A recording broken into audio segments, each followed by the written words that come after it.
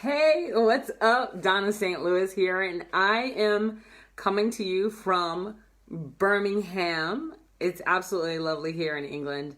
Actually, they had a little bit of crazy, not awesome weather, but it's cool. I'm all right. I made it. Everything's good. And if you've been paying attention, then you know that I did a keynote today. Hey, Sean. I did a keynote today here in Birmingham. I was the opener. It went great. And it's kind of funny because a couple of technical difficulties happened and people said, what do you do? Somebody that I mentor was here and she goes, oh my God, what do you do when things go wrong? Like, how do you handle it? And I've told her before that, yeah, you can totally handle those things. It's all about handling them as a professional. Like, I'm really big. Hey, what's up, Tanya? I am really, really big on making sure, what's up, Doug, that when things go bad, and I'm going to talk about our topic, by the way, just catching you up. So our topic today is all about, what happens when you're broke, you're frustrated, you're tired, and you're really thinking about giving up. And why is my spelling wrong? My bad. I'll fix it later. I want to share with you guys, like, what do you do when things go wrong? And then I want to talk about being broke, tired, and frustrated. And because I'm so bad at this, my name is Dawnna St. Louis. I'm CEO of highprofitzone.com. And if you've been watching me, following me, or paying attention, the retreat is coming. Oh my God. Like next weekend, we sold out in 13 days, which was crazy. The next retreat, so that one happens next weekend, the weekend of the 28th. And then the next one is coming up the weekend of December 7th. We have 15 spots available. I haven't even started advertising and 5 are already sold, which is crazy. And I talked to a gentleman today who is talking to me about bringing my retreat. He wants to do it in London. And he said he saw me speak last year. And he said, you did this thing on 7 triggers. Yes, we implemented it in our organization, and not kidding you. He goes, it was a game changer, and I want you to come over here and I want to host you doing a 3-day retreat. And, and then we're talking about how we're going to barter or what are we going to do? Because I think really all he said was like, I just want you to coach me and I'll host a whole retreat and everything if you coach me. So I'm going to do another one over in London. So anyway, back to when things go wrong. So one of the things that happened was yesterday, we had tested all the PowerPoint and everything and making sure that everything was working, made sure the keynote was working. And then at the very last minute, i.e. this morning at like 8:30, we changed up the keynote and we moved it. They moved it from one computer to the next, and they didn't take along with it all the stuff like the fonts. And so what happened was the fonts got blown out and you couldn't see any of the text. You could see like one word per slide. And the person I mentor had asked me 1,000 times, she goes, Dawnna, what happens when things go wrong?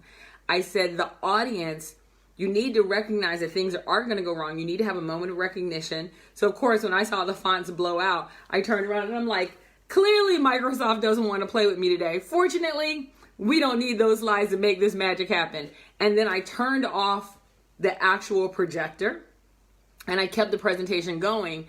I could see on a smaller screen that they had given me how the slides would actually look on the screen. So when it came down to some specific slides that I knew were image only slides and I didn't have to worry about the fonts getting blown out, I turned back on the projector and I let those fonts just show up. Those slides show up and I would use only those slides. And so there's no need of going, oh my God, what do we do? If you don't know your content, yeah, you're screwed. There's no need in doing all of that. It's really like, hey, Microsoft ain't working once today. Let's keep it rolling and just keep going. Acknowledge that it happened. Don't go and throw the AV team under the bus. Don't go, oh, I don't know how to use this. Oh my God, don't do any of that. Just magic happens and keep it rolling. Let me tell you, when the projector has gone out, I have literally said the following. Does everybody have pen and paper? And they go, yeah. I'm like, great. We're going to do stick figures. Every slide you do now is going to be a stick figure. It's going to be your slide because you're going to draw it. And I've done that during a presentation. You make the best of that situation and you keep it moving. They should not feel like they were negatively impacted by not being able to see that slide. You just have to make it the best. And you do not, under any circumstances, blame anyone in the room. And you do not make it look like, well, I didn't do it. I didn't screw it up. They did. You don't do that. You just, like I said, oh, Microsoft doesn't want to play with us. That's cool because we got this. Let's keep going. And you just keep it going and they're fine. All right. So I'm just saying, because I get a lot of people that I see that don't handle it like that. And it's not cool. You should never throw other people under the bus. Everybody's doing their best to make sure that it's an awesome event. And there's no need in making other people feel like they screwed up your presentation. If you're a professional and you know your content, that slide should not be the thing that makes magic happen. And people tell me all the time, but Dawnna, I have video on my slides. That's great. I have 4 videos in my slide, none of which I use today. I still got content. My slide should be something that adds to my presentation and not something that I rely on. It should not be my crutch. So just because I don't have it doesn't mean I can't do my job, right? So anyway, so let's talk about this whole, you're frustrated, you're broke, and you're tired. You're just like, Dawnna, and I cannot tell you, I was actually talking to somebody today and she was like, I'm not making money in this business. I'm doing this feast and famine roller coaster thing. And I get really excited because I get an event and I think that's going to be the event. And I go and kill it at that event. And then I don't get any follow-up work. And then I'm back on the famine roller coaster. And so what happened was she took all of her eggs and she put it in that event basket thinking this is it. And here's the thing. People are always looking for the breakthrough, right? They're looking for that one breakthrough event. They're looking for that one silver bullet. It's a business, not freaking werewolves. We're not like shooting down werewolves and we're not waiting for a full moon. That's not how this works, right? We are literally building a business. So when I find that people are frustrated, when they're broke and when they're completely tired, this is usually what their frustrations are. They'll say the scenario, which is, I just talked about it, Kelly. I told you that, like, the presentation itself, it went well. There were some technical difficulties, but nothing that we couldn't like smooth right through and kill it.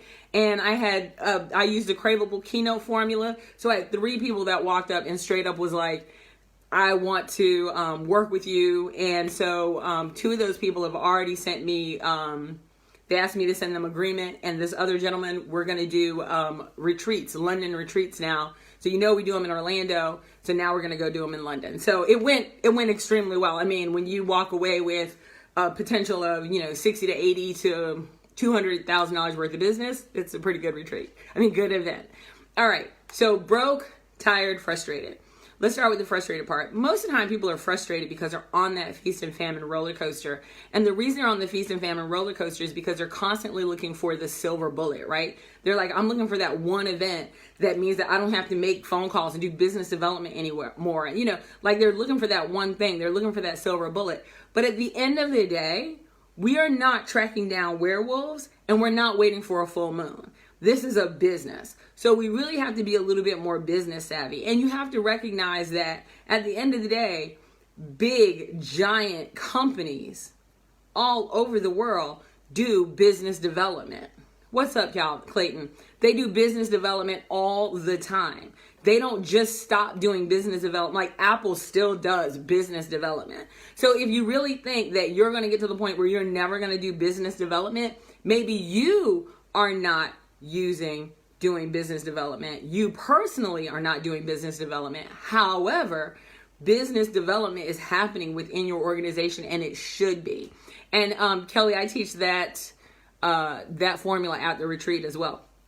It's called the craveable keynote formula. Every now and then I do a workshop, but that's rare. I usually do it at the retreat. All right. So if you're frustrated, here's what I've learned.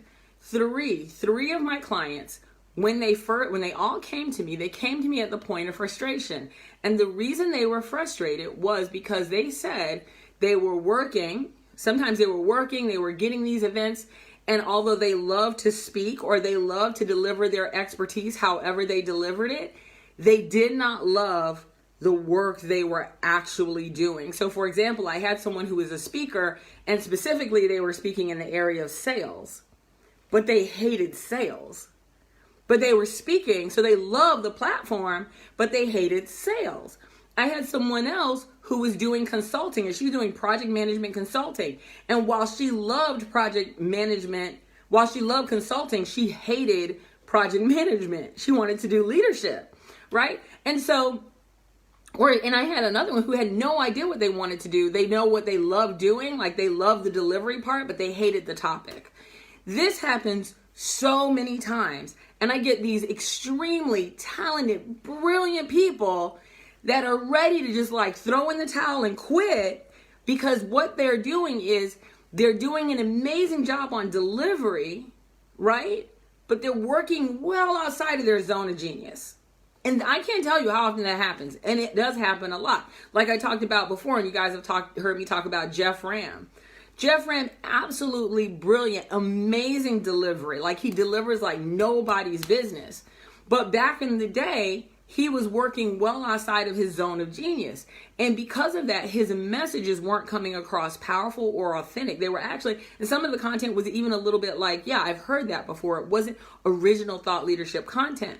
And what happened was when we moved him over into his zone of genius, all of a sudden it was a flow. Like everything just started flowing. And when I say that, people are like, it can't just be that easy. I know that people are so jaded by so many coaches sharing bullshit, right? I know that. And there are so many coaches that lie and share bullshit like, oh, you can make this happen in 6 weeks. And they do. They straight up lie to you. And I got to tell you, I like to personally track down those coaches and punch them in the throat. It makes me feel good. Kelly says she loves her topics and her delivery methods. She needs to figure out her messaging and her market. And that's absolutely right. So and we work on that. That's one of the big things that we work on. And Dawn Marie says, amen. I am so tired of hearing the crap. And you know what? I get frustrated with it. Here's the funny thing, Dawn. So I have this girl that I'm going to talk about, and you guys heard me talk about Julie before. So Julie is one of my clients, right? Yeah, punch him in the throat, Michael. That's right. Punch him in the throat. Julie is one of my clients. So when Julie came to me and she said, Dawnna, if I start working with you now, how long is it going to take before I actually start making money? And I said, if you follow exactly what I say, she goes, yeah, I'm like 6 months. And she's like, really? 6 months? I'm like, 6 months. And I said, and that's when you'll start making money. You won't start trending for a year. I ain't got time to lie to you. There's no reason for me to lie to you. And I said, and that's if you follow what I say. If you don't follow what I say, I'm never, right? I'm not going to sit here and lie to you. I'm going to tell you how I made $60,000 from the platform in one day. No, I can tell you how I get 3 referrals. You can get 3 referrals, but if you don't turn that into money, I can't do nothing for you, right? I can teach you how to do that, but if you don't follow what I'm telling you to do, there's nothing I can do. If you don't have the talent, there is really nothing I can do, but I'm honest with you. I'm going to say, listen, I just don't think you have it for that. And I'm going to be honest with you. I have no room, space, time to lie. I come on here, y'all will see people who are my clients come up and go, yes, she did that. That is not a lie. In fact, she's holding back a little bit. I have no time to lie. I can tell you about the people who failed. I can tell you about the people who succeeded. I can tell you about the people that I feel like I failed. But let's go back to this. So the reason that people are normally frustrated is because they're working well outside of their zone of genius. They're not doing what they should do best. So what does that zone of genius look like? Well, there's 2 major parts of that zone of genius. The first part is what I call your superpower. It's that thing that you have that you're like, yeah, I know I do that well, but I can't sell that. I didn't ask you to sell it. I asked you to identify it. So I'll give you a really good example. Julie Holmes, her zone of genius is her ability to leverage her perspective to show other people that they can 100% sell this product in many different ways. I kind of joke and say she's like the IKEA of things, right? She goes, you know what? You got this pot, you got this plant pot. You can use this pot as a pot. You can flip it over. You can use it as a stool. You can use it. You can stand on it. Like, that is her thing. Like, she is like so really good at identifying the 10 different ways you could do that. So that's not really sellable. I know y'all talking about, wow, but that's her superpower. Her power of perspective is amazing. So the first thing you got to know is your superpower. My superpower is a stupid one, but here it is. I can see, I have X-ray vision. I can see in the nebulous, in the stuff that doesn't really seem to have form. I can identify the step-by-step processes within that, make those processes simple for other people to use so they can execute on them. So I can literally connect dots that don't seem like they're connected. It is a weak ass superpower. I could not take this, write it down on paper, and then somebody pay me for it. Your superpower is the thing that you use over and over and over again to be successful. But to you, it's totally, what's up, Craig Valentine? This is the man, and I don't know if you guys know this, this is the man that made me realize and recognize that I could be a speaker. What's up, Craig? And now I'm doing it internationally because Craig is the person who said, Dawnna, if you're not doing this for a living, you are literally not living your best life, because you should be doing that. And I never forget that. So thank you, Craig. Anyway, I always give props back to people, and that was like in 2010 or 11. Anyway, back to where I was going. So your talent, your superpower is that thing that you do. It's that thing that you do that is innate to you. It's your special superpower. It's that thing that consistently makes you successful. The problem that people run into is they try to go and sell that. That is not the thing that is sellable. That is not your expertise. So you need to back up off of that. Now let's go to your expertise. Your expertise is that thing that you consistently do, that you have experience in, you have knowledge in, that you're constantly working in. It's that thing you know how to do, that you know how to do. It is literally that. It could be leadership, it could be sales, it could be whatever. When you take your superpower and you match it to that thing that you know how to do really, really well, when you merge those two things and then you go and create a methodology, you now have a sellable product. That is what you're trying to get to. That is the thing that's sellable. When you do not have one or the other, I'm going to tell you right now, you're a little screwed. Because here's the thing. If you have expertise, which I know a lot of people have expertise, like Julie was like, I work in sales. She may have had sales expertise, but because she wasn't leveraging her superpower, she didn't like it. It wasn't fulfilling her. So she was like, yeah, I'm doing it and I'm making money, but damn, I'm really thinking about doing something else. If you have a superpower and no expertise, then you have a product that is almost unsellable. It's something that you do well and you feel like, why don't people see me and recognizing that I'm good?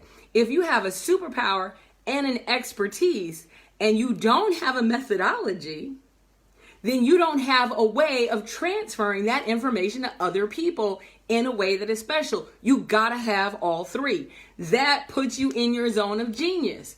Most people don't know how to identify their zone of genius, and most people don't know how to recognize. They take their previous roles and they go, and now I'm an expert. That's not what makes you an expert. So they really struggle with these things.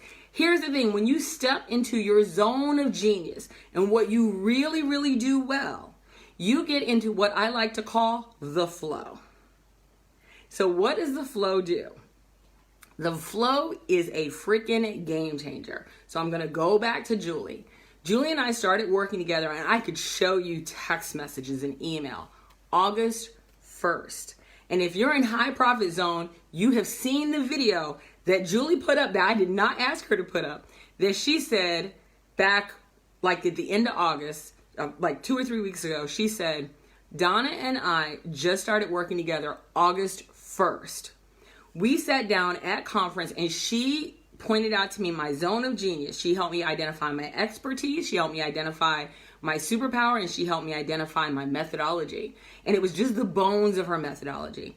She looked at that and put it together. Then she hired me. We started working on her value proposition, her positioning statement, her ideal client, her target market, her methodology, her unique selling proposition. And within 4 weeks, Julie not only had written her first book, she had it in her hand the very next week. And it's because it wasn't about writing War and Peace. It was about taking her methodology and putting simple tips and tricks in a book that then made it, that was marketable. 2 weeks ago, or maybe even a week ago, I don't want to get the time frames wrong because we've only worked together for 7 weeks. She just delivered a keynote to a panel, an audience filled with nothing except for her target audience, her ideal client. And now she hit me up and she goes, oh my God, I have the opportunity for one of these, for this huge deal. I got 3 referrals from the stage. Like, she got 3 referrals from the stage. She followed the craveable keynote formula and she's actually doing the work. So if you're broke, if you're tired, if you're frustrated, it starts with your foundation. And this is what pisses me off to no end. I talk to people and they're like, Dawnna, I want to work with you, but first, and I love this, but wait, there's more, right? I'm like, but first, I need to put up my website. I need to get my branding right. I need to recognize what my messaging is. I have to identify my ideal client. I have to do, and I'm like, if you're doing all that, you probably don't need to work with me. And I said, but why are you putting up your website? Why are you going and identifying your ideal client? Why are you going and, you're doing all this messaging, you're doing all this marketing, you put up your website, and then when I say something as simple as, so tell me, what do you talk about? And you got to hem me up in the corner for 5 minutes? Then you don't know what you're talking about. You need to be able to tell me like this. You need to be able to say, you know what I do? I help people find financial freedom from corporate colonization. You know what I do? I make smart experts become wealthy entrepreneurs using their expertise. You know what I do? Like, you need to be able to say it like that. If you're not saying it like that, then why do you have a website? Why are you putting up a website? You can go buy the domain, but why do you have a website? You haven't even put the foundation of your business in place. And without that foundation in place, those walls are going to crumble in on you. And you're going to hit that feast and famine roller coaster. And I hope you got a good stomach because it is going to be a hell of a ride. You really have to have the whole thing in place. You got to have your positioning. You got to know where you're starting at so you'll know where you're going. You got to know who you want to talk to so they'll know what you want. If you're broke, frustrated, and tired, it's because you're not working within your zone of genius. You're not talking to your ideal client, and you're not helping them recognize the value of your irresistible offer. The cool thing about my mentee that was sitting there with me today, Sharon is sitting there with me and we're talking after my speech. This guy comes over and he literally just starts saying, I want to host your events here. I want you to do a retreat here. I own several hotels. I'm based in London. I want you to do this in London. You came here last year when they said you were coming here this year. I was like, oh my God, this is my chance to finally work with her. And I just said, cool, I'm just having a conversation with him and I'm not chasing him because I'm working in my zone of genius. And I'm like, no, I know I'm bringing value. And I said, you know what? That's great. When I get back from my retreat, we'll have a talk at the beginning of October. I want to make sure that you're sure this is what you want. And he goes, I know I'm sure. I thought about this since last year. And I'm like, great. So we'll talk about it. You need to write down what you're looking for, what you're expecting out of it. And I'll write down my expectations. We'll have that talk at the beginning of October. Is that cool? And he was like, oh my God, I'm so excited. Now, here's the funny thing. My mentee Sharon is sitting there and she's like, oh my God. I already knew you was real. She goes, girl, I'd have been like, oh my God, he won't throw money at me. And you're like, it's cool. We'll talk. We'll work together. We'll see if it's right for each other. And if it's not, we'll part friends. And she goes, I'm freaking out. And you're like, cool. And I'm like, because you never, ever chase the dollar. If you're chasing the dollar, it cannot catch you. What you have to do is you have to realize why you're doing what you're doing, who you're doing it for, and the purpose beyond the dollars. And people say, well, Dawnna, that's easy for you to say because you're not broke. When I was broke, I was saying the same thing. When I had a huge opportunity that looked like it was going to fall away, I did not chase that opportunity. I let that opportunity come to me. In fact, I gave the client an out. And I let them know, look, I'm not that desperate. If y'all not interested, y'all not interested. Y'all keep, kick rocks, keep it moving. It's cool. We'll part friends. And my friend was like, I can't believe you just said that. And the next day they're like, oh, my bad. I've been really busy. Here go your money. You have to not chase the dollar. You have to know that you're chasing the right thing for you to give to this planet. When you chase the right thing, the thing you're supposed to give to this planet, you will forever be wealthy. And I don't mean that just in the woo-woo sense. I mean, no, your bank account will be fat.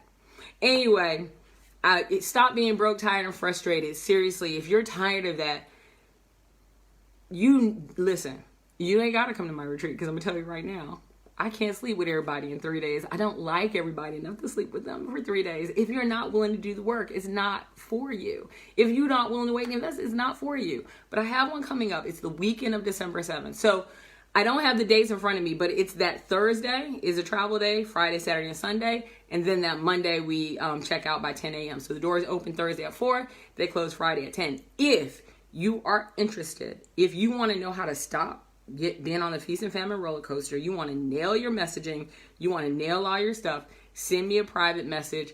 I will do everything I can to get you in the door if you're supposed to be there, because just because you have money don't mean you're going to be there. And of course there's payment plan, blah blah blah. Anyway, I gotta go. It is, I don't know, it's 5 hours after what time ever it is in Eastern time. And let's see, what time is it? I don't know what time it is there. It's 8:41 here, so it's 3:41 on the East Coast. So it's almost 9 o'clock here, and I head back home tomorrow. That sounds right. I head back home tomorrow. I'll be home around 5. And then I have like a whole bunch of work to do. And then, of course, I'm in Orlando for the retreat. And, so it's been great. Dublin was absolutely beautiful. Birmingham was fantastic. I loved being here. And then Orlando is up next. So I love what I do. I love my life. I love working with people. And, and if you guys only knew some of the things that went on the back end where things had been kiboshed and I started them all over again. And I know how possible it is, even when you have nothing, how you can bring it all back together. It's possible. You don't have to live in frustration. You don't have to be broke, tired, and out of time. You can actually be killing it in this business. Anyway, my name is Dawnna St. Louis. What are the dates for Orlando? So the dates for Orlando in September, that one is sold out, is the 27th, doors open at 4 o'clock, and the doors close October 1st at 10 o'clock. And I think if you want to come to that one, send me a DM. I'm 90% sure that we don't have any more rooms, but I will check because I could be wrong. But I'm 90% sure. If we have any rooms, we got one. We got one. The one in December is December. Hold on, let me look, because I know it's the weekend of the 7th, but I don't have the dates in front of me because wasn't looking at the calendar. Hold on. So December is okay. So it's December 6th. The doors open at 4 o'clock, and then it's the 7th, 8th, and 9th, and then doors close on the 10th at 11 o'clock or 10 o'clock. Whatever checkout is. I think it's 11 o'clock. So those are the dates. But if you're interested, just send me a PM. I know you, Kelly, so you don't have to, we don't have to have that whole conversation of, I don't know, can I hang out with her for 3 days? Because I already have. We already hung out. So you're cool people. There are some people that I'm like, oh, yeah, you can't go. And just in case you guys are wondering who I'm like that too, it's usually people who are very negative. They're just they expect to come there. They don't want to do the work. I know they're taking up a spot that's valuable for someone else. So I don't want you guys to be like, ooh, Donna's bougie. No, it's really for people there are people who need that spot. And I want the people who need that spot that are going to do something with that spot to be in that spot. I'm not looking for people who are just coming to kick tires and whatever. I'm looking for people who are like, no, I need to be there because this is a game changer for my business. So I want you guys to know when I say it's not for everyone. So if you're negative, it's not for you. If you expect somebody else to do the work, it's not for you. If you come just to whine and complain, it's not for you. But if you come there with not only do you want to do the work, you're willing to do the work, and you have the ability to do the work, and you're going to do the follow-up, then it's for you. And it's definitely for people who are the high profit zone specifically is for people who are I am not making the money I should be making in this business, and I need to step into my high profit zone, and I want to step in my high profit zone, and I recognize there is a formula to stepping into that high profit zone. And like I said, you guys can go and look at anybody I've worked with that has followed my methodology, and you will see they have gone from I'm not doing anything to killing it. What's up, Barbara? How you doing, girl? Anyway, that's all I got for y'all today. I gotta get up at like 5 o'clock in the morning to get to the airport. And did y'all see that little tiny ass puddle jumper they put me on to get from Boston? Be on that puddle jumper again. I'm not good with the puddle jumper. I'm really not. That's not my thing. That's not how I roll. Anyway, you guys have a fantastic night. I am freaking famished, so I'm gonna go get some really, really, really unhealthy British food. I'll talk to y'all later. Have a good one. I can't wait to see you guys in Orlando. The ones that are coming, I can't wait. I'm so excited. So excited. I'll talk to y'all later. Peace, peace. Find financial freedom from corporate colonization. Love you guys.